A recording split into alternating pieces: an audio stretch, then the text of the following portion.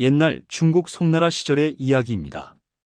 횡설수설, 가로로 말하고 세로로 말한다는 뜻을 지닌 이 사자성어는 불교 선종의 깊은 가르침에서 비롯되었습니다.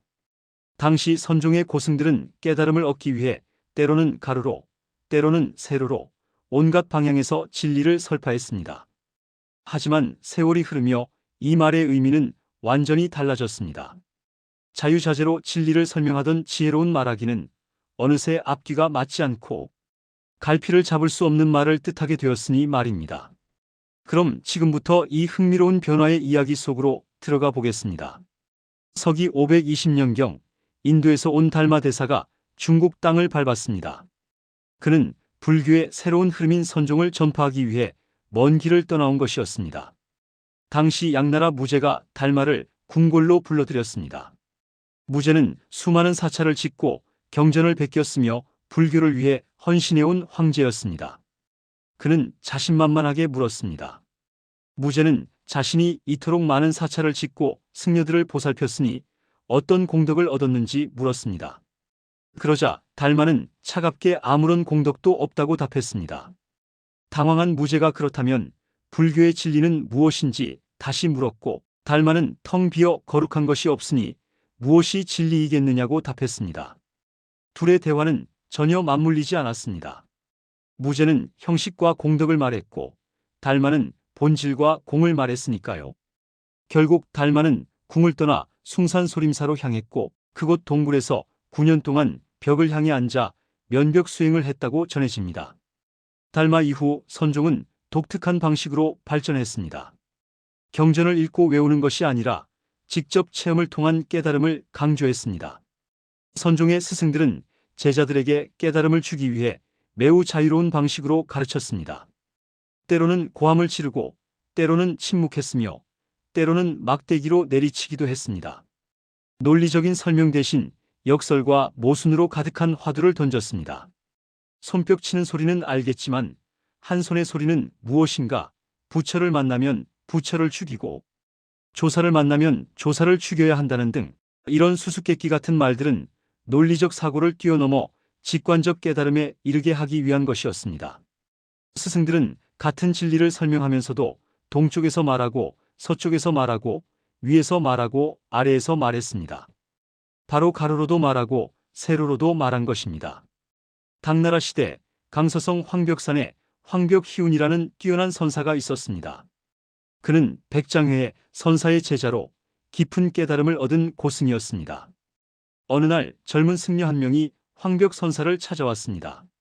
이 승려는 여러 절을 돌아다니며 공부했지만 여전히 진리가 무엇인지 갈피를 잡을 수 없었습니다. 승려가 부처의 법이 무엇인지 물었습니다. 황벽선사는 잠시 침묵하다가 갑자기 승려의 뺨을 후려쳤습니다. 승려는 깜짝 놀라 물러섰습니다. 다음 날 승려가 다시 찾아와 같은 질문을 했습니다. 이번에는 황벽선사가 큰 소리로 웃었습니다. 그러고는 아무 말도 하지 않고 자리를 떠났습니다. 사흘째 되는 날 승려가 또다시 찾아왔습니다. 이번에는 황벽선사가 부처도 없고 법도 없으니 내가 무엇을 구하려 하느냐고 말했습니다. 승려는 더욱 혼란스러웠습니다. 어제는 때리고 그저께는 웃고 오늘은 부정하니 도대체 무엇이 진리인지 알 수 없었습니다. 그 젊은 승려의 이름은 임재이운이었습니다. 그는 황벽선사 밑에서 3년을 수행했지만 여전히 깨달음을 얻지 못했습니다. 어느 날 수좌승이 임재에게 왜 스승께 부처의 참뜻이 무엇인지 여쭤보지 않느냐고 말했습니다. 임재는 용기를 내어 황벽선사에게 부처님 가르침의 핵심이 무엇인지 물었습니다. 황벽선사는 대답 대신 곧바로 임재를 몽둥이로 내리쳤습니다. 임재는 아픈 몸을 이끌고 물러났습니다. 다음 날 다시 물었지만 결과는 똑같았습니다. 3일째도 마찬가지였습니다. 3번을 맞은 임재는 낙담하여 황벽선사를 떠나기로 결심했습니다. 임재는 대우선사라는 다른 스승을 찾아갔습니다. 대우선사가 사연을 듣고는 황벽선사께서 자네를 얼마나 자애롭게 대하셨는지 모르는구나. 할머니의 마음으로 자네를 위해 애쓰셨는데 자네는 아직도 자신이 잘못했는지조차 모르고 있다고 말했습니다. 이 말을 듣는 순간 임제는 문득 깨달았습니다. 황벽 선사가 때린 것도 침묵한 것도 소리친 것도 모두 자신의 집착을 깨뜨리기 위한 자비였다는 것을 말입니다. 임제는 다시 황벽 선사에게 돌아갔고 이후 선종의 대표적인 종파인 임제종을 창시하게 됩니다. 임제는 훗날 제자들을 가르치면서 선종의 가르침 방식에 대해 설명했습니다. 우리 선종의 가르침은 정해진 형식이 없으며 진리를 설명하는데 동서남북이 따로 없고 위아래가 따로 없다고 했습니다. 가로로 말해도 되고 세로로 말해도 되며 때로는 이렇게 말하고 때로는 저렇게 말하는 것 모두 중생을 깨우치기 위함이라고 가르쳤습니다.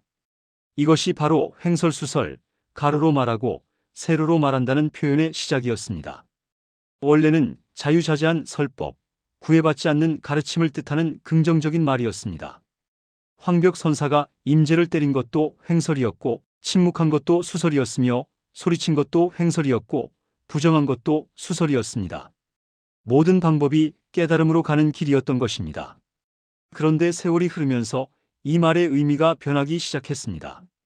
선종의 깊은 뜻을 모르는 사람들이 이 표현을 사용하기 시작한 것입니다.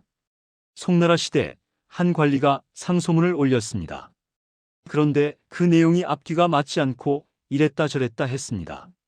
황제가 노하여 이 상소는 횡설수설이니 가로로 말하고 세로로 말해서 무슨 말을 하려는 것인지 알 수가 없다고 했습니다.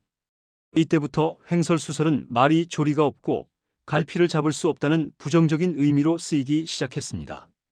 장터에서 어떤 상인이 물건값을 깎아달라는 손님에게 이 물건은 서역에서 온 것이기도 하고 아니기도 하며 값이 비싸기도 하고 싸기도 하며 좋기도 하고 나쁘기도 하다고 말했습니다.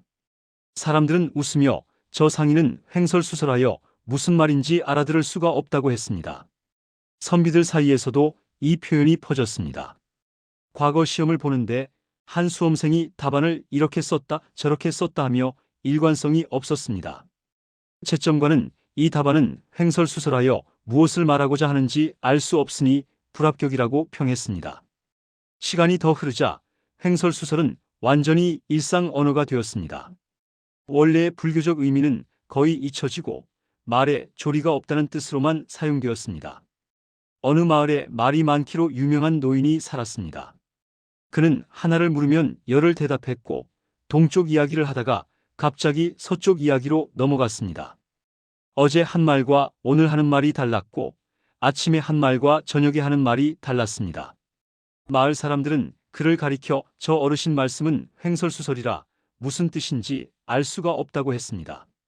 술집에서 취객이 횡설수설하며 알아듣지 못할 말을 늘어놓았습니다. 법정에서 거짓 증인이 횡설수설하며 말을 이랬다 저랬다 바꾸었습니다. 장사꾼이 횡설수설하며 물건을 속여 팔았습니다. 이렇게 횡설수설은 부정적인 의미로만 쓰이는 말이 되어버렸습니다. 자유자재한 깨달음의 언어는 조리 없고 갈피를 잡을 수 없는 말의 상징이 된 것입니다. 재미있는 것은 불교계에서는 여전히 원래의 의미로 이 말을 사용했다는 점입니다. 명나라 시대의 한 선사가 법문을 마치며 오늘 내가 여러분께 한 말은 횡설수설이었으니 가로로도 말했고 세로로도 말했으니 여러분은 그 뜻을 헤아려 보라고 했습니다. 하지만 그 자리에 있던 일반 신도들은 어리둥절해했습니다. 선사께서 말씀을 횡설수설로 하셨다니 그럼 조리가 없었다는 말씀인지 아니면 자유자재하게 하셨다는 말씀인지 알 수 없었습니다. 청나라 때 한 문인은 횡설수설이라는 말은 참으로 재미있다며 불가에서는 최고의 칭찬이요 세간에서는 최악의 비난이니 같은 말이 이처럼 다른 뜻을 지니다니 이 또한 횡설수설이 아니겠느냐고 기록했습니다. 이렇게 횡설수설은 두 개의 얼굴을 가진 말이 되었습니다. 한쪽에서는 자유로운 지혜를 다른 쪽에서는 혼란스러운 말을 뜻하게 된 것입니다. 이렇게 횡설수설이라는 사자성어는 불교 선종의 자유로운 가르침에서 시작되어 세월이 흐르며 말에 조리가 없다는 뜻으로 변해왔습니다. 황벽희운 선사와 임제이운의 이야기에서 시작된 이 말은 원래 진리를 설명하는 데 형식에 얽매이지 않는다는 깊은 의미를 담고 있었습니다. 가로로 말해도 옳고 세로로 말해도 옳으니 모든 방향에서 진리를 볼 수 있다는 뜻이었습니다. 하지만 그 깊은 뜻이 일반에게 전해지면서 앞뒤가 맞지 않고 갈피를 잡을 수 없는 말을 가리키는 말로 바뀌었습니다. 오늘날 우리가 사용하는 횡설수설은 대부분 이 두 번째 의미입니다. 하지만 그 뿌리에는 자유자재한 지혜의 언어라는 아름다운 의미가 숨어 있다는 것을 기억할 만합니다. 횡설수설, 가로로 말하고 세로로 말한다는 이 사자성어의 유래 이야기는 여기서 마칩니다. 구독과 좋아요 부탁드립니다.